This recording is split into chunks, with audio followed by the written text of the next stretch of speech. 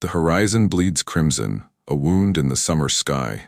Waves slap against the hulls of Higgins' boats like indifferent applause, carrying the weight of a world at war. The air hangs heavy with brine and the acrid tang of diesel exhaust, mingling with the faint, metallic bite of fierce sweat from the men crammed shoulder to shoulder in olive drab. These are the Thunderbirds of the 45th Infantry Division. A patchwork regiment born from the dusty parade grounds of Arizona and Oklahoma. National Guardsmen who traded ranch ropes and oil rigs for garans and grenades. 3,000 souls in the 157th Infantry Regiment, their shoulders bowed under 70-pound packs, faces etched with the resolve of civilians conscripted into colossi.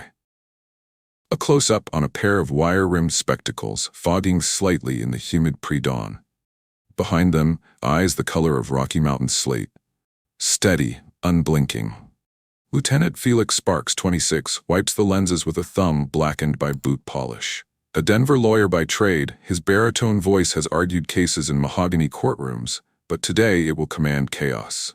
Commissioned a captain just months ago, Sparks stands at the bow of his landing craft, one hand gripping the coaming, the other absently tracing the eagle-head insignia on his helmet.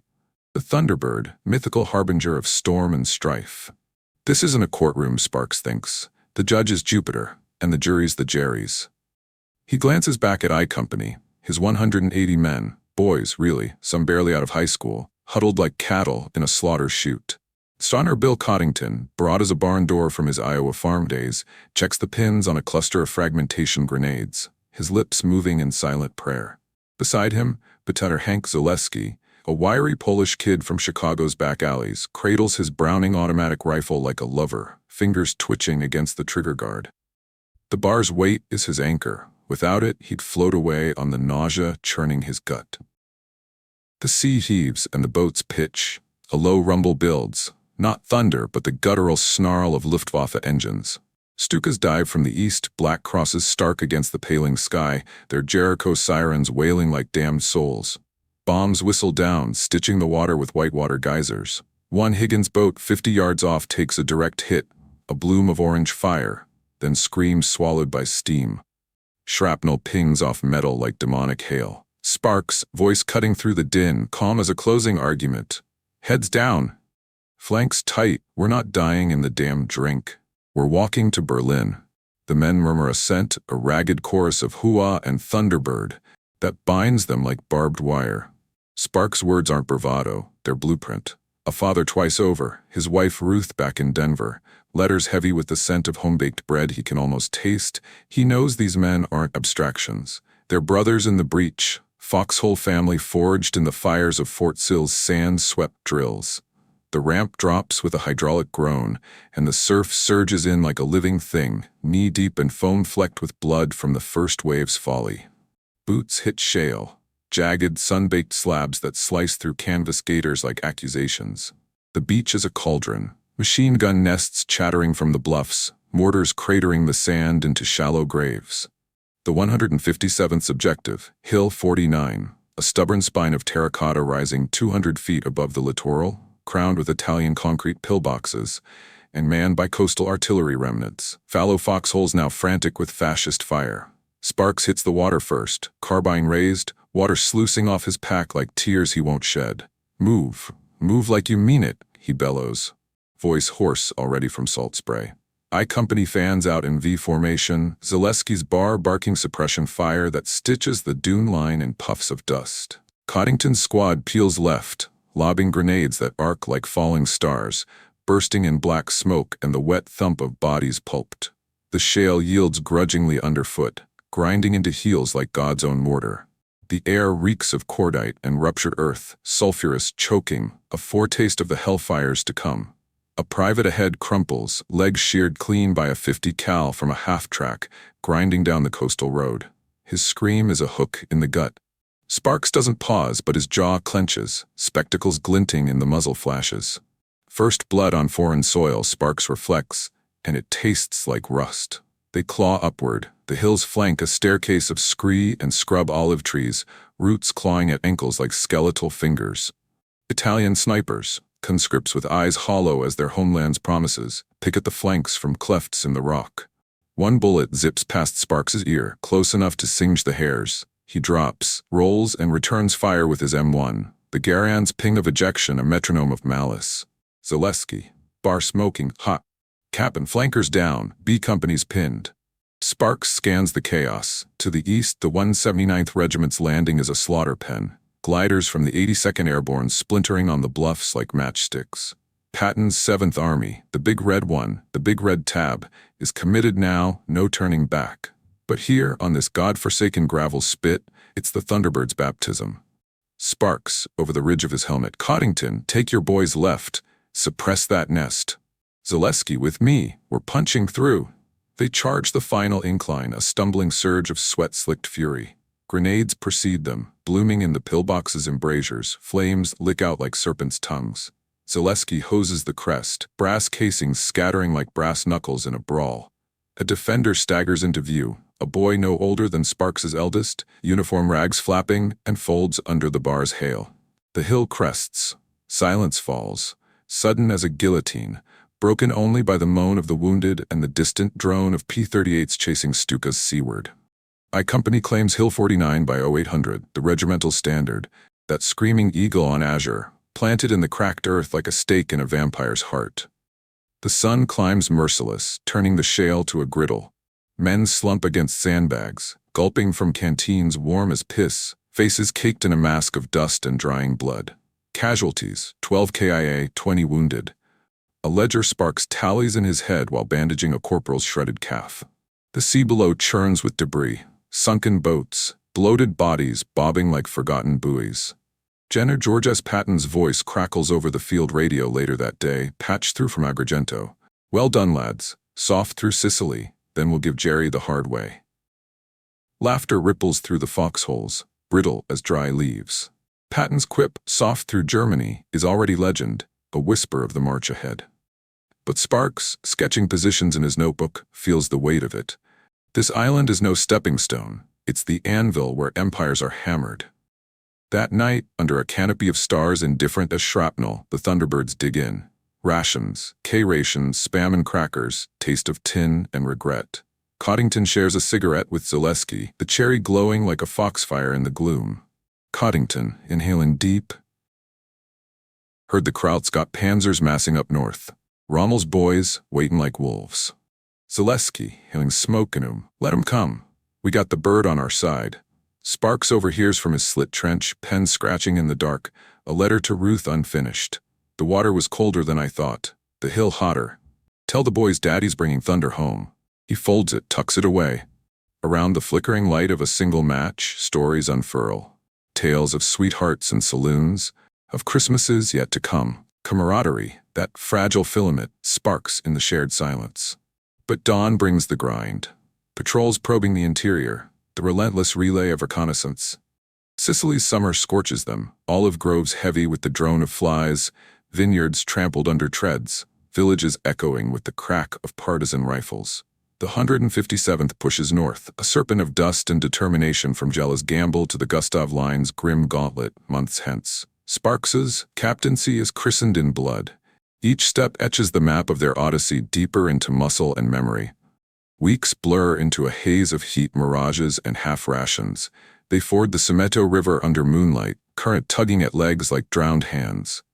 Hill 120 falls after a night assault, bayonets flashing in the fracas, cold steel kissing flesh, the grunt of the grapple. Zaleski earns his first Purple Heart, a graze across the knuckles that leaves him cursing in Polish. Coddington buries a buddy under a cairn of stones, muttering psalms like incantations. By August, as Montgomery's 8th Army grinds parallel to the east, the Thunderbirds taste victory's ash. Messina's ferry slips away with Axis remnants, but the cost is carved in their countenances, eyes shadowed, laughs laced with loss. Sparks, promoted informally in the field, binds his men with briefs at dusk. Terrain sketches, morale missives. We're not conquerors, he tells them one evening by a campfire's dying embers. We're carriers of home, of hope. Don't let the heat steal that. Yet the heat steals everything. Summers of youth, illusions of invincibility. The desert dawn of the 45th Division yields to Sicily's scorched earth saga. A prologue penned in perspiration and powder burns. They are Thunderbirds now, wings clipped but spirits soaring, oblivious to the Odyssey's arc, the 500 days that will drag them from cactus thorns to crematoria coals. They stormed the shore in summer swelter. They didn't know the seasons would steal their summers. The Turanian wind whips off the water like a wet lash, carrying the salt sting of winter's first bite. No summer swelter here, just the gray grind of a gamble gone stagnant. The 157th Infantry Regiment, blooded in Sicily's sun, now huddles in the cramped crescent of Anzio's anvil. 5 miles of sand and scrub, ringed by the Wehrmacht's watchful wolves. Operation Shingle, Churchill's dagger for the heart of Rome, has dulled to a dull ache. Landing unopposed on this forsaken flatland, the Allies dreamed of a sprint to the Eternal City. Instead, they got a siege. 4 months of mud-mired misery, where the horizon hums with the perpetual whump of 88mm shells and the chatter of MG-42s tuned to a butcher's rhythm. Captain Felix Sparks, spectacles fogged from the chill, crouches in a command dugout half sunk in the dunes, walls of sandbag and splintered timber, roofed with corrugated tin that rattles like loose teeth under each barrage. His map table is a relic of better days. Sicily's folds worn thin, now overlaid with Anzio's hasty scribbles, red arrows stalled like clotting blood.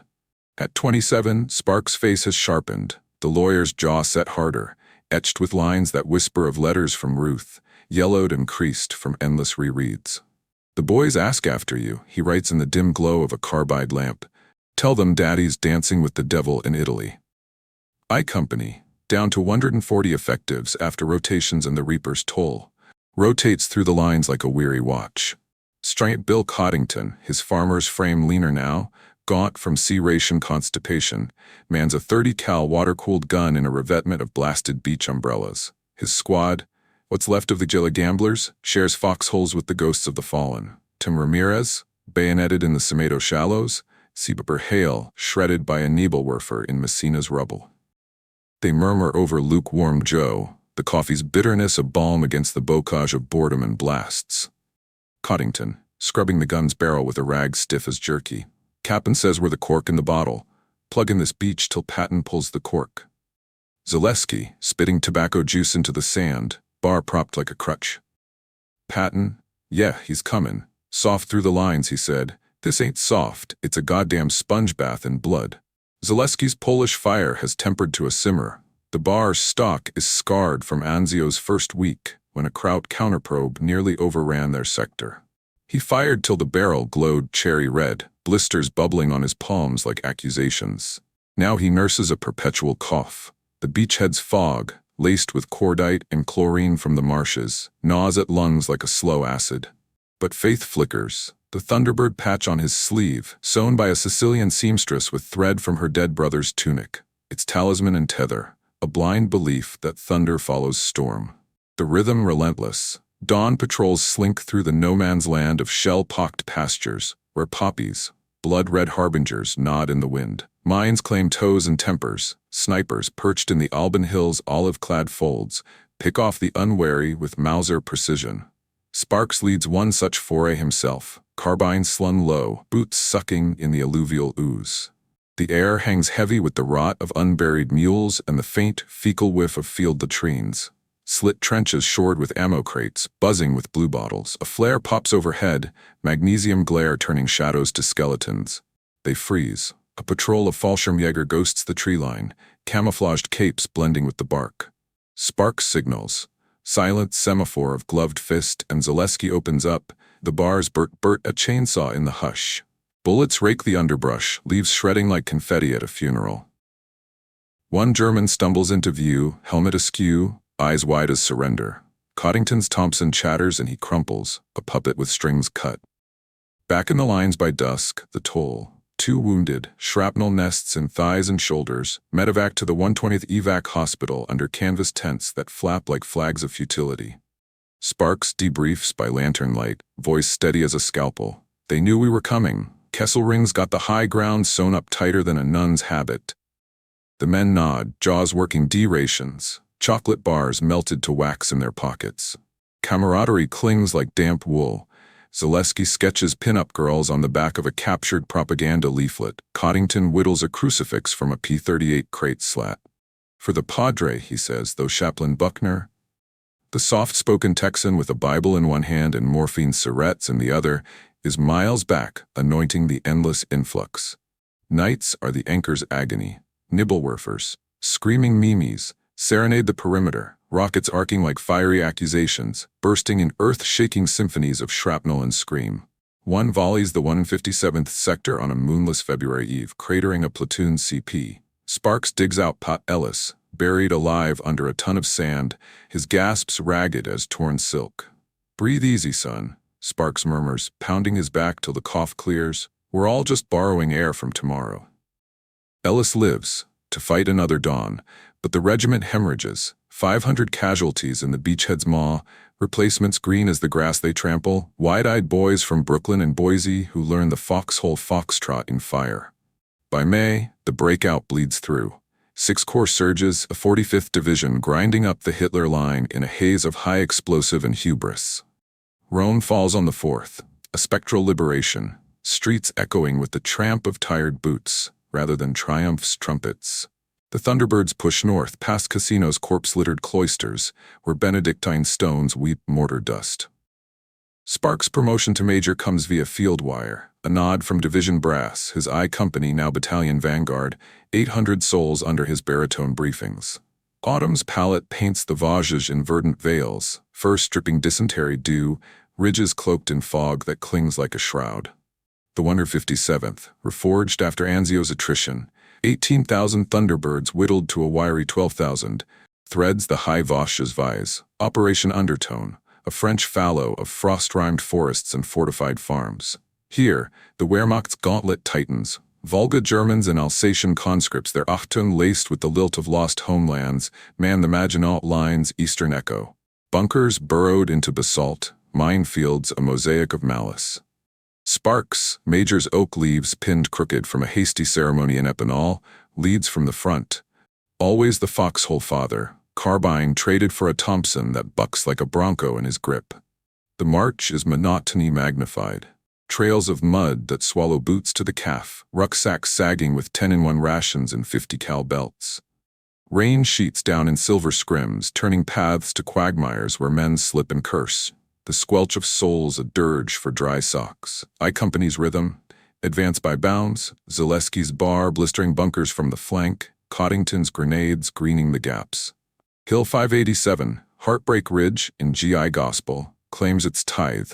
A 3-day slog up slopes slick as slaughterhouse floors, where pines splinter under 81mm mortar fire. The air reeks of wet wool and wetter wounds. Gangrene's green whisper in the drizzling dusk, medics humping syrettes through the haze. One ambush etches eternity, a squad pinned in a draw, Kraut machine guns enfilading from a chapel steeple, its cross crooked as cavalry. Sparks charges the rise alone at first, Thompson blazing, bullets thwanging off the stone like vengeful bees.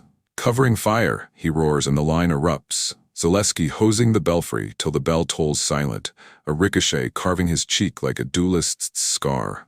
They take the height by eventide, the chapel's altar awash in cordite incense, a rosary tangled in a defender's dog tags. That night, in a barn barnacled with ivy, bonds battered but unbroken. Coddington patches Zaleski's face with sulfa powder and tape, the two sharing a pilfered bottle of Calvados, apple brandy burning like absolution. "Thunderbirds got wings, Hank," Coddington grunts, "even if ours are clipped." Laughter laps the rafters, fragile as frost. Sparks joins them, unfolding Ruth's latest. Snapshots of the boys in Denver snow, mittens muddied from mock marches. "Home's the horizon," he says, voice a velvet verdict. "Keep your eyes there." The Vosges viscera, 50% casualties in the veiled valleys. Dysentery dicing guts, frostbite fingering toes black. Replacements arrive by truck, faces flower white under helmets too large, clutching letters like lifelines. Chaplain Buckner circulates, his Latin litanies a low hum. "Dominus vobiscum, the Lord be with you," murmured over mass kits in the mud. Sparks confides in him once, under a canopy of dripping conifers. "Faith's fine for the foxhole, Padre, but command? That's calculus, counting the cost before the coin flips." Buckner nods, cross glinting. "And the cost, Major? It's the calculus of the cross." November nears, leaves leaching to umber, the regiment's stamina a stubborn spark. They breach the Severn Gap, a notch in the mountains like a missing tooth, pushing toward the Rhine's reluctant rumor. Whispers weave through the wet wool. End in sight, Christmas in the fatherland. Blind faith in the Thunderbird's thunder, that mythical bird whose storm heralds salvation, sustains the stride. They trudge, trail-weary, oblivious to the Odyssey's next octave. They thought the fronts were finite, until the Bulge bound them in winter's white. Winter's white fist clamps down on the Ardennes, a frozen fistfight where the earth exhales frost like the breath of the dying. The pines stand sentinel, branches bowed under a mantle of snow that muffles the world, until the rumble begins. Low at first, a growl in the gut of the forest, then the thunder of steel.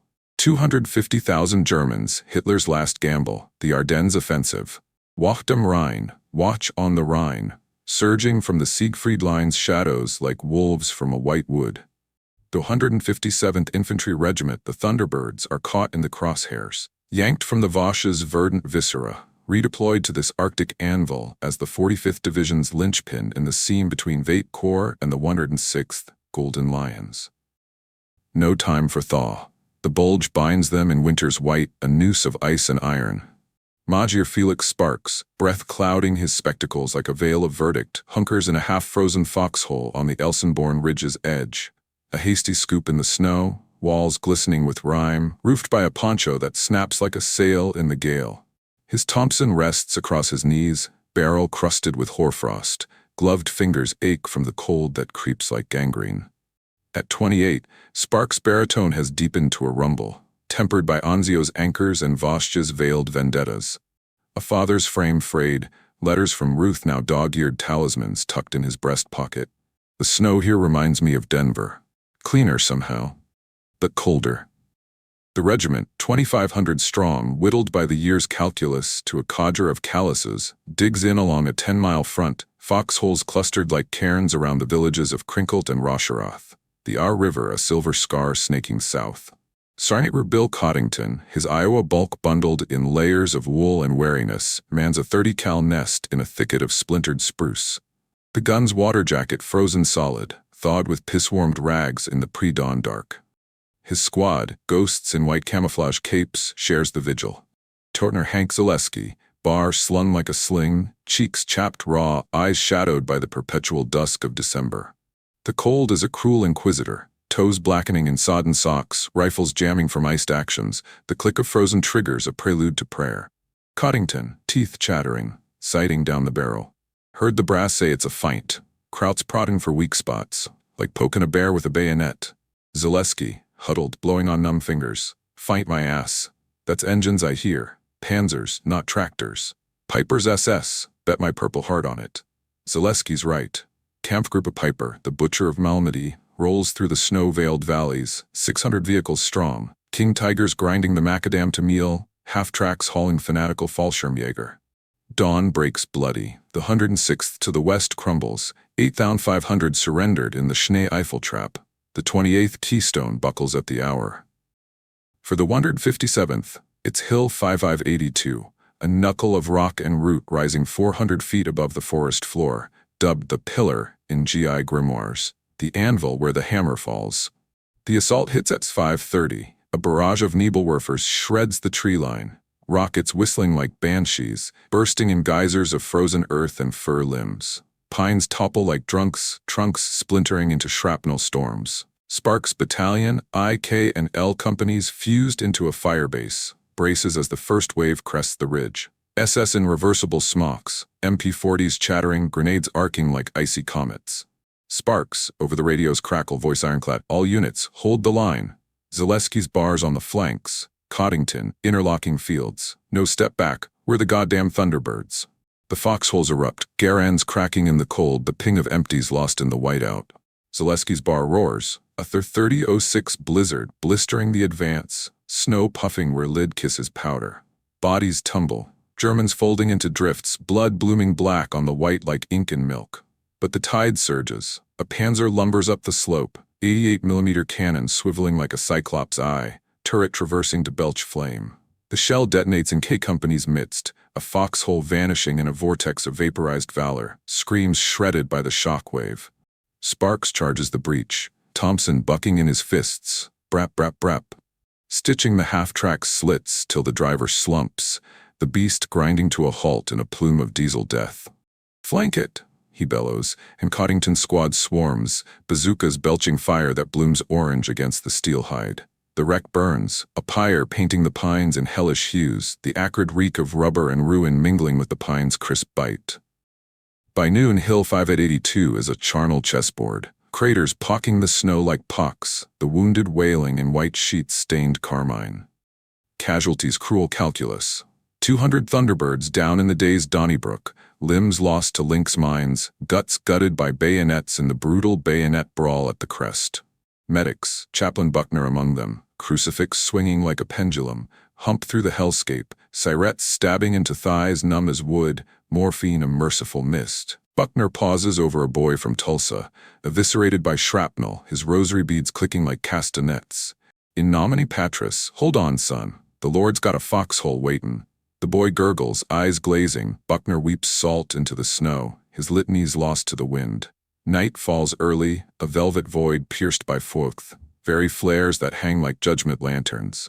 The Germans probe ceaselessly, patrols slinking through the underbrush, Schmeissers whispering death. Sparks rotates sentries, his own watch marked by the tick of a captured Luger he confiscated from a dead Obersturmführer. In the CP, a root cellar reeking of damp earth and despair, he tallies the toll by candlelight. Ammunition low, frostbite felling more than Fritz. Replacements trickle in under cover of dark, shivering souls from the 17th Airborne, their chins jutting with the jut of the unblooded. Sparks, scribbling in his log, voice of velvet rasp. December 17, held the ridge, lost 40. Jerry's got fuel for a fortnight, we got faith and frost. Camaraderie clings like congealed blood. Around a smoldering sterno, Zaleski recounts Chicago winters, snowball fights turning to brawls, drawing chuckles cracked as ice. Coddington whittles another crucifix, this one for a pine perch. Thunderbird's thunder might be muffled in the snow, but it'll crack the sky yet. Sparks listens, absently polishing his spectacles, the glass fogging with the warmth of their words. These men, he reflects, aren't ledgers. They're the law, the code that commands the chaos. The Bulge binds tighter. By Christmas Eve, Bastogne burns 20 miles south. The 101st encircled like a noose's knot. McAuliffe's nuts, a defiant nut in the maw. The 157th, anvil to the hammer, repels 3 more assaults on Hill 582, each a symphony of savagery. White phosphorus flares turning the forest to a forge, panzers prowling the draws like predators. One dawn, Piper's lead elements, the Butcher's Brigade, breaches a seam in L Company's line. Hand-to-hand hell ensues, entrenching tools clanging like broadswords, teeth bared in the blizzard's blur. Sparks wades in, pistol drawn. A 45 barking point blank, brains blooming on the bark, hauling a pinned lieutenant from the fray. His uniform shredded to rags. Casualties crest. The regiment's 3,000 bleed to 1,800 effectives, the cruel calculus carving deeper. Purple hearts pinned in the pale light, dog tags doled like death's dice. Frostbite claims Coddington's left pinky, amputated with a bayonet by a field surgeon's steady hand. He jokes through the ether haze, one less finger to flip off the Führer. Zaleski's bar jams in the freeze, forcing a frantic field strip under fire. He clears it with a curse in Polish, the weapon reborn in the roar that routs a squad of SS. January thaws the line, Patton's Third Army, the big red one's big brother. Pivots north from Lorraine's mud, his soft through Germany, now a steel surge. The 45th hooks into the counteroffensive, the 157th spearheading from the Elsenborn salient. Hill 582 holds, a scar on the snow, its pines pocked with bullet bites. But the pivot presses. Vague whispers from Corps HQ, Patton's phantom path diverting battalions from the Rhine's rush to Obersalzberg's rumored redoubt. Sparks Task Force.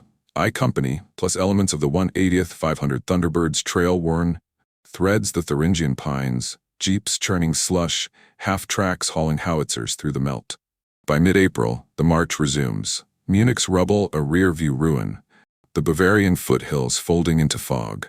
The men, gaunt as the ghosts they guard against, trudge with the rhythm of the relentless, boots blistering on blacktop bombed to breakers, rucks light but spirits leaden. Berlin by May, the brass broadcasts, but Sparks smells the shift.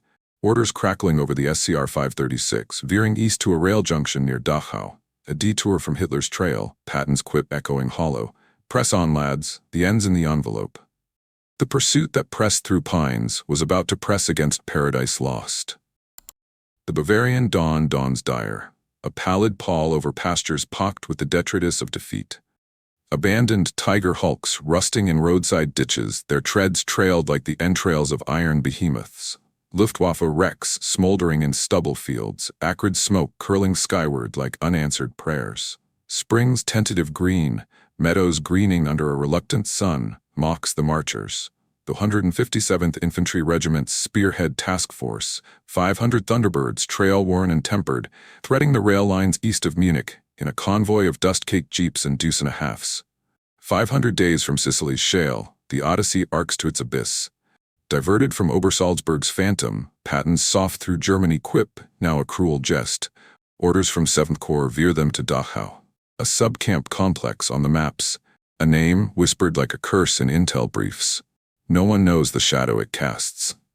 Laudercaller Felix Sparks, promoted in the field 2 weeks prior, oak leaves gleaming dully on his collar, rides shotgun in the lead jeep, wind whipping his field scarf like a noose. At 29, the lawyer's logic lines his gaze, but wariness weighs his shoulders, spectacles smudged with Bavarian pollen, Thompson's submachine gun cradled like a colicky child across his lap. Ruth's last letter, folded in his map case, speaks of Denver dogwoods blooming, a bloom he can scarcely summon.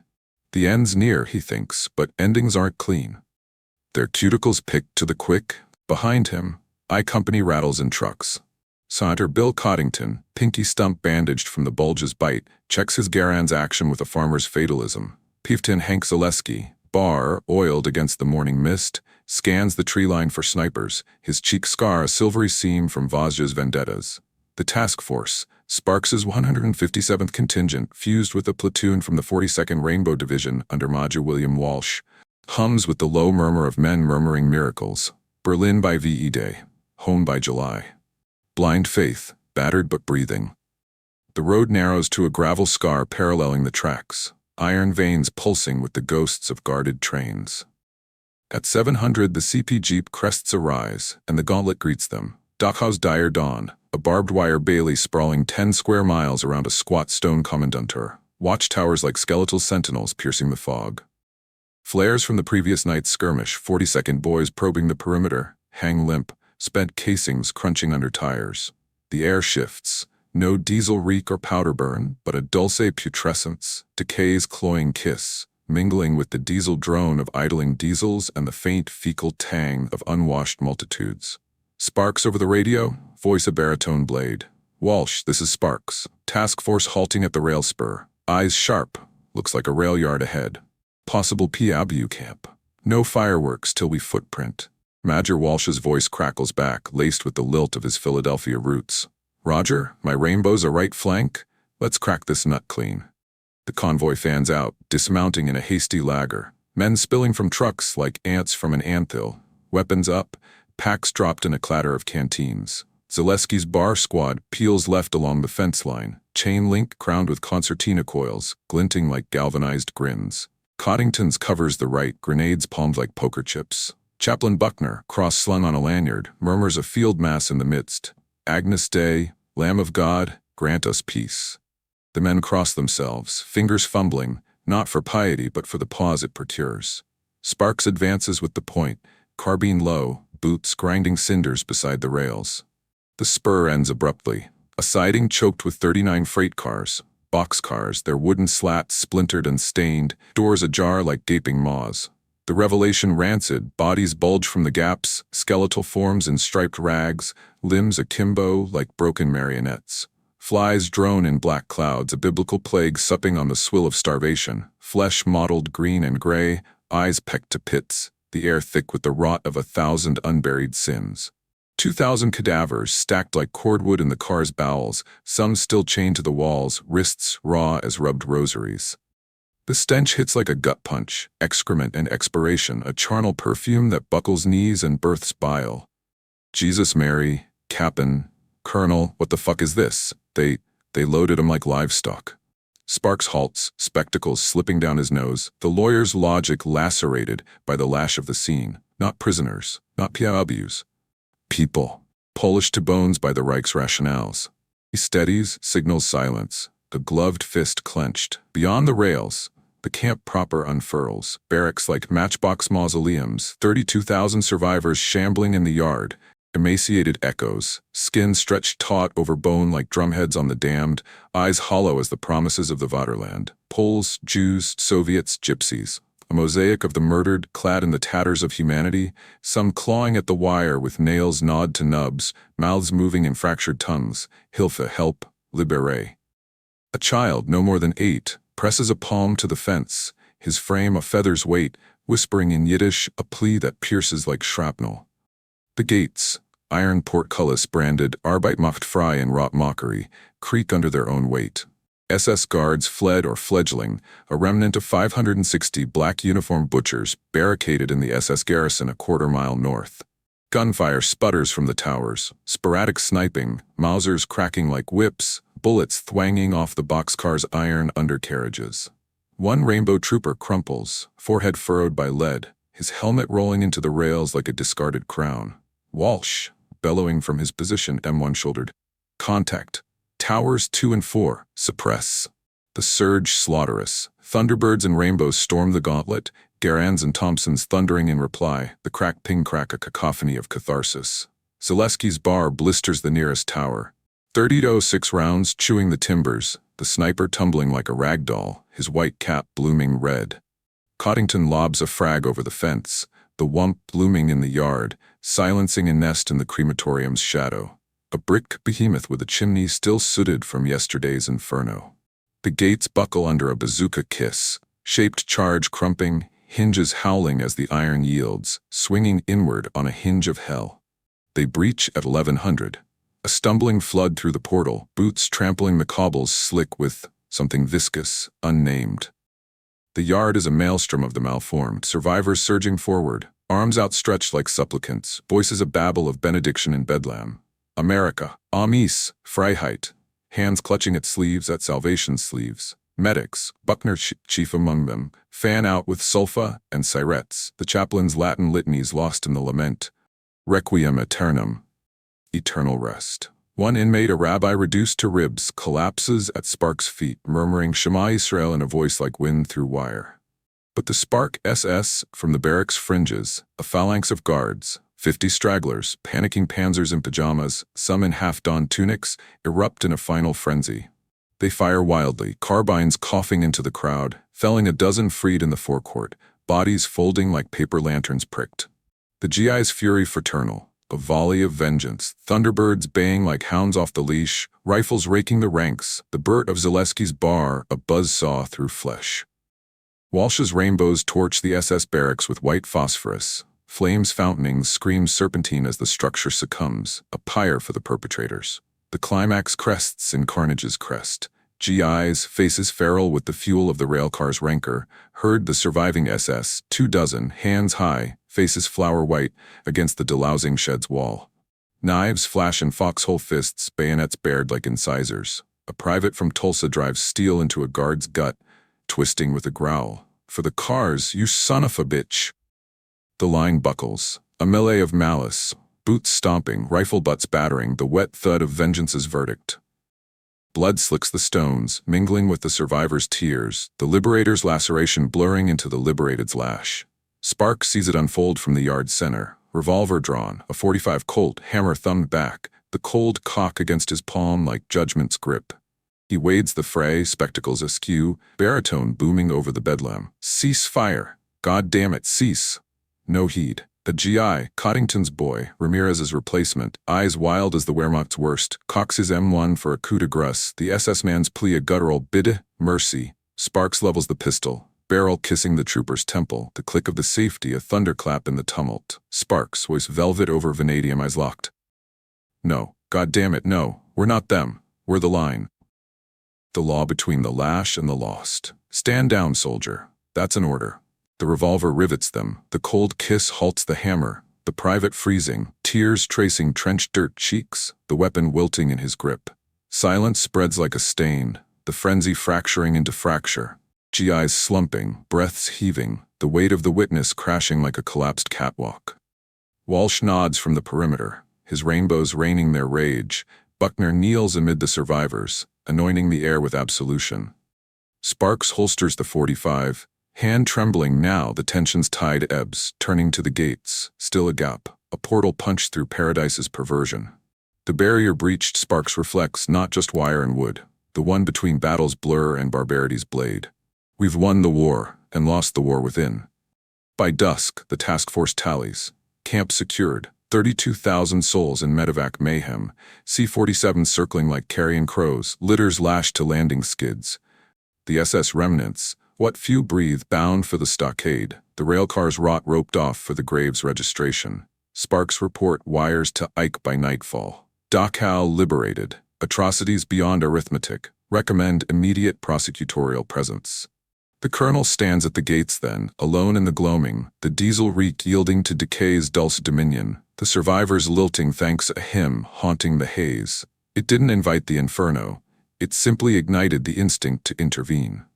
The sun hemorrhages into the horizon, painting the Amper River in strokes of bruised plum, as if the sky itself weeps for the wounds laid bare.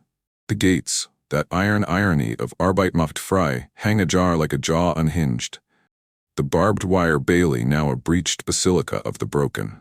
Within, freedom's fraught flourish unfolds in fractured filigree.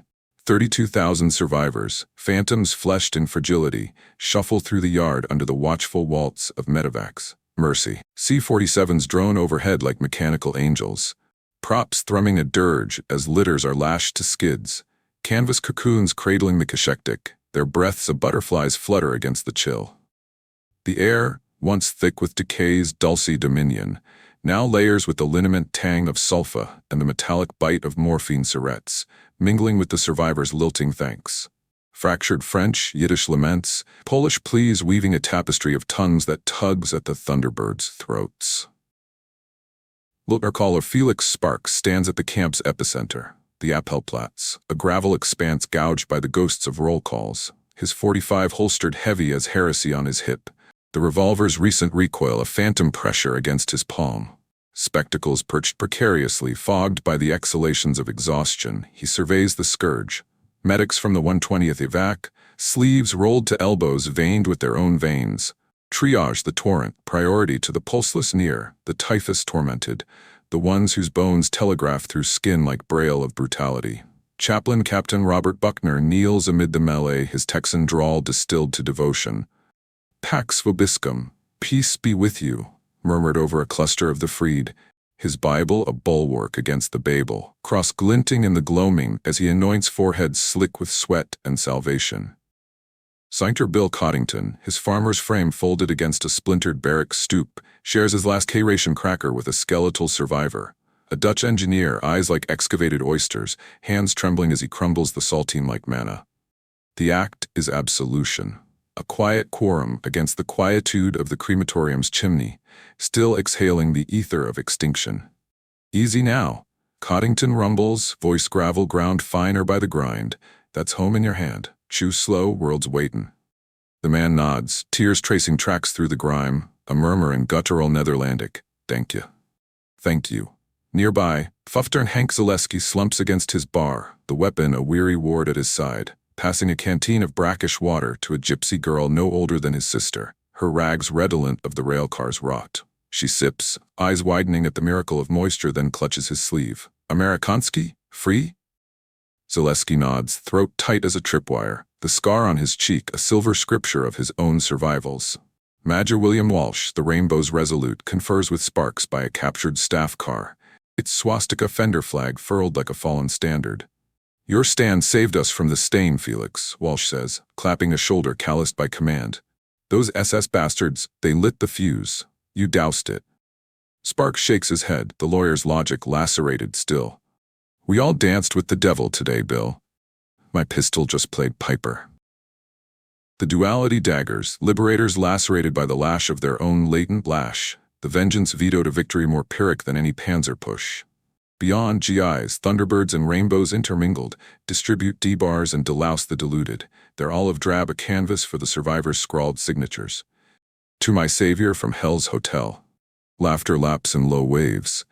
Brittle, born of the bond between the barely broken and the breakers. But beneath, the hush hollow, eyes haunted, hands hesitant, the weight of witness, a rucksack none can shrug.